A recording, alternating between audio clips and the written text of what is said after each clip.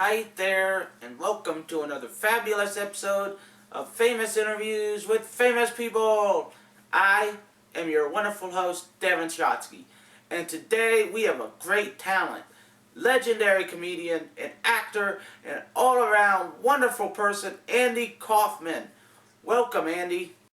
It's my distinctive pleasure to be here, Mr. Shotsky. Why are you faking a British accent, Andy? I'm not from Long Island. That's a contemptible place. I'm actually from London, England. I was born there and raised by my parents. But, Andy, why are you faking a British accent? You're from Long Island. I'm most certainly not, and I resent you implying that I'm from that dreadful country. I'm from London, England. I was raised in London, England, and I always have London, England in my heart, no matter what anybody says about London, England. No, Andy, you were born in New York and you were raised on Long Island. My true name is not Kaufman either. It's Reginald P. Lickenbottom III. I prefer you address me as Mr. Reginald P. Lickenbottom III. Or just Reginald P. Lickenbottom III. Or Mr. Reginald P. Lickenbottom III. Or Mr. Reginald P. Lickenbottom III. Basically, just stick with Reginald P. Lickenbottom III. Remember the third part. Okay, Andy. I keep telling you, I didn't grow up in Long Island. I've never actually been to Long Island. But, well, actually, I hear it's quite dreadful and horrible and it's filled with Kennedys. I don't know what a Kennedy is, but I'm assuming it's an endangered species of some kind of really irritating bird.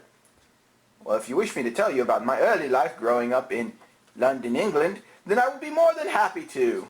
Okay, Mr. Lickenbottom. What was it like growing up on Long Island? Very well, Mr. Devin Shotsky. I was born on a bright sunny day in mid-May in London, England, to my two loving parents, Maurice and Mary Lickenbottoms the third. It's a family name. They were, of course, talented actors who frequently performed in theaters but rarely made any real money at it. I grew up in the theaters watching them rehearse, perform their enduring characters to rave reviews of the critics. Okay. They know, though, that no true money could be made in London, England, but due to family matters we were forced to stay. I went to a private finishing school in London, England, where I learned proper manners for a proper gentleman, and was all around good student. Also, I was captain of the cricket team in school and brought us our first championship in the sport. This was before the days of Quidditch, you know, which has become popular in London, England. Well, as far as things are popular in London, England, I most certainly was not just... Okay, tell us about growing up in England. I most certainly was not. That just unfitting for a student of my caliber. I was a model student who was excellent in everything he did. I exceeded excellence, like a sweaty man exceeds sweatiness. Or you seem to exude homosexuality. Either or does not really matter. Okay, Andy, Mr. Lickenbottom. Were you the class clown in school? You know, the funny man, the jokester? Well, this is very simple, my good man. Very simple indeed. When I came to America, I was looking for theater work, and it was hard to come by then. I started on the side doing some improvisation, some characters for various auditions and audiences to enjoy. Well, I was looking for more serious acting work. Well, how did you get started in comedy then? I did not create latka. I'm sure that was a drink by Starbucks. And it was a creation of ABC, mainly. They wanted a foreign man to play on the... Kitty. Yeah, I don't know. I did not create latka. It was a creation of ABC Network and was contemptible character. Absolutely boorish character. He was in fact one-dimensional, and I hate playing one-dimensional characters. Well, how did you create latka? My agent, Mr. Shapiro, urged me to sign on to that dreadful show, saying that I could earn some money while, of course, looking for more serious acting roles. I regretted it immediately and do not wish to speak of it ever again. But you played him for the entire duration of Taxi. No, I did not. I did a character. I created Foreign Man, which was a mocking character of the notorious unrefined foreigner I see daily on the streets of New York.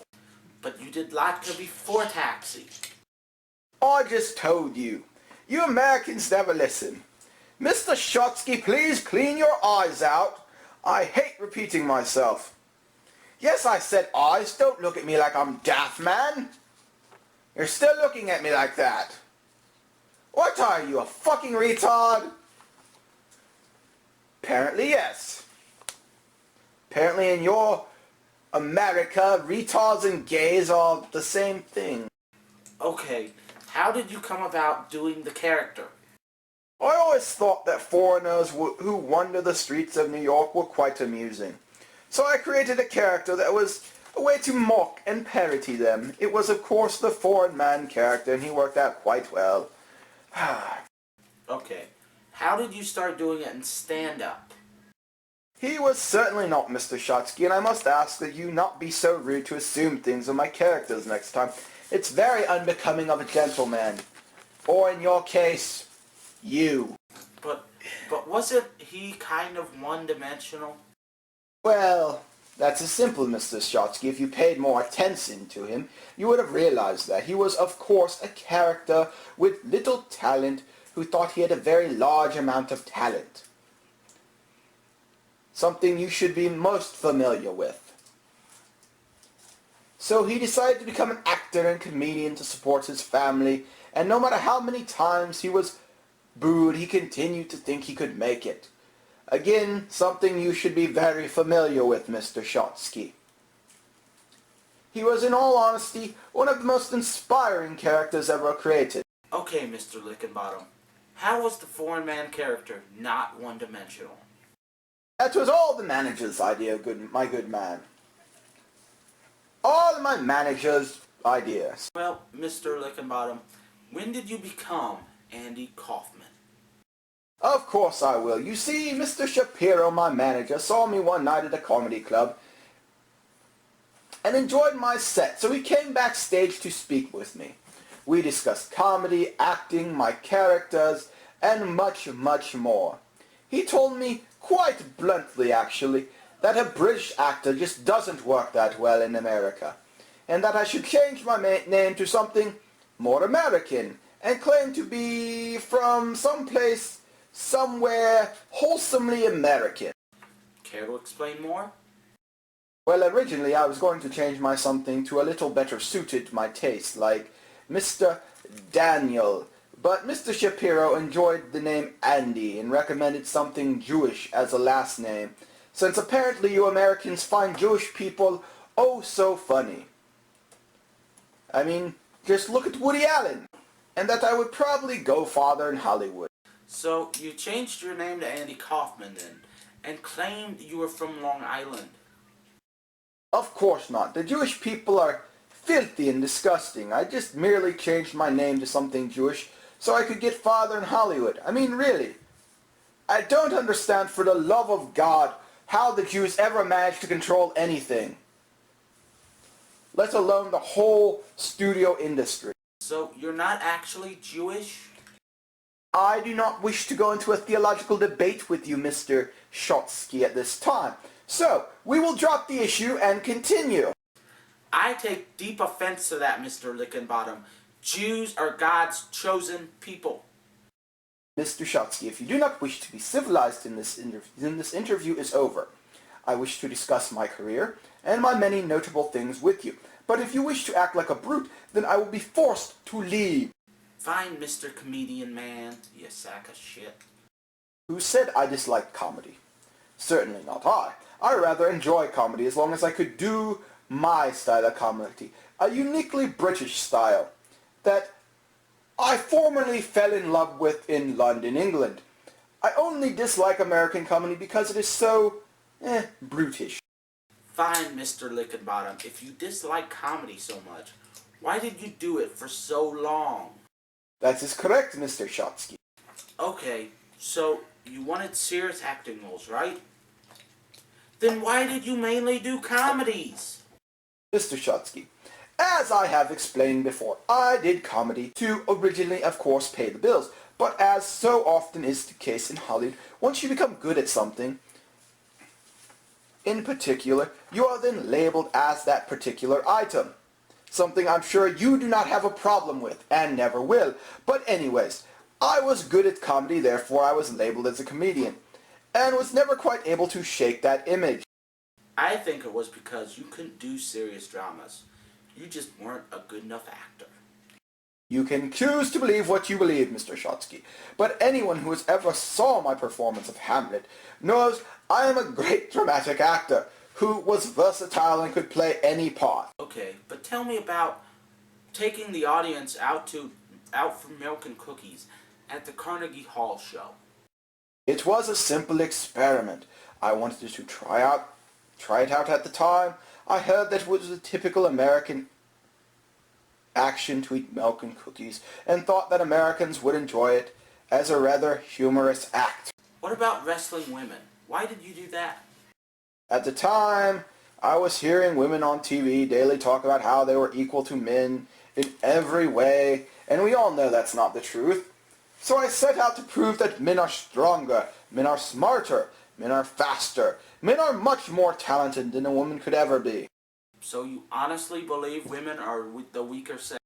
Of course, Mr. Shotsky, of course. Women are the weaker gender by a wide margin. Now, women are, of course, better at cleaning, cooking, laying there and faking orgasms for their man. Just because men realize their talents are better suited elsewhere, like running businesses, running the country, spending all the money in the world, starting wars, or being homosexual with each other. If a man decided to focus on those menial jobs, we would most quickly master them and move on. That's kind of sexist, you know. I mean, women are equal to men in just about every way. The only difference, they don't have a penis. But they have boobs, and that kind of makes up for it. Oh, you have such a simple mind, believing a woman could ever be stronger than a man. It almost makes me laugh believing that. No, it is simply not true, Mr. Shotsky. Okay, Mr. Lickenbottom, let's talk about your death. That is funny, Mr. Shotsky, very funny. No, I did not die. I simply quit using the name Andy Kaufman.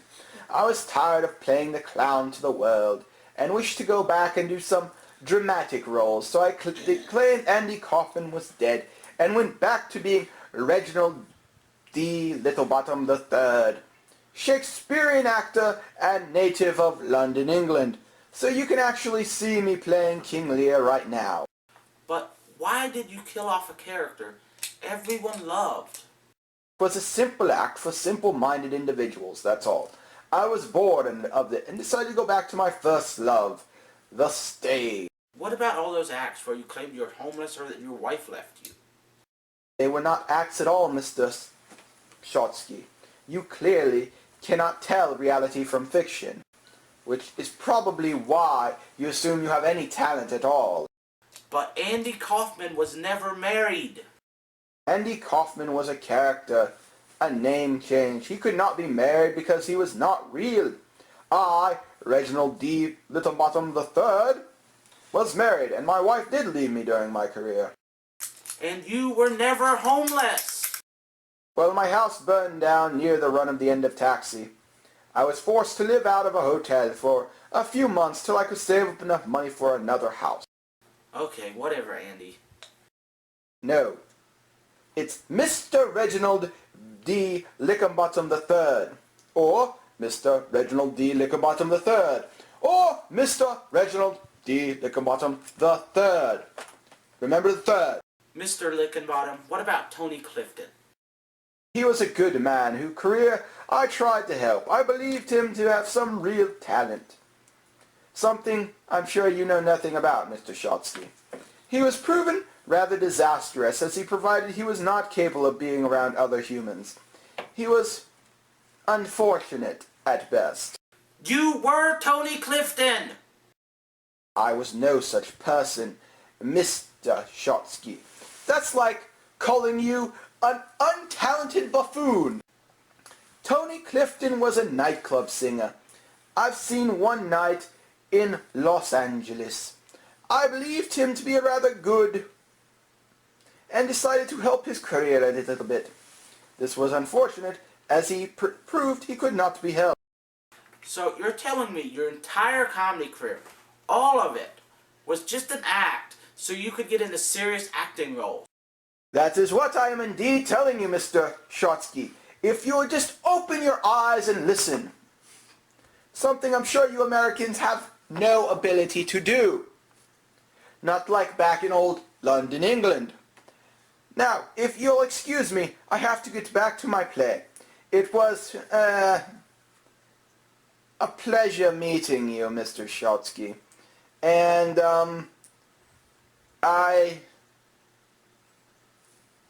yes, it may be again sometime. That was weird.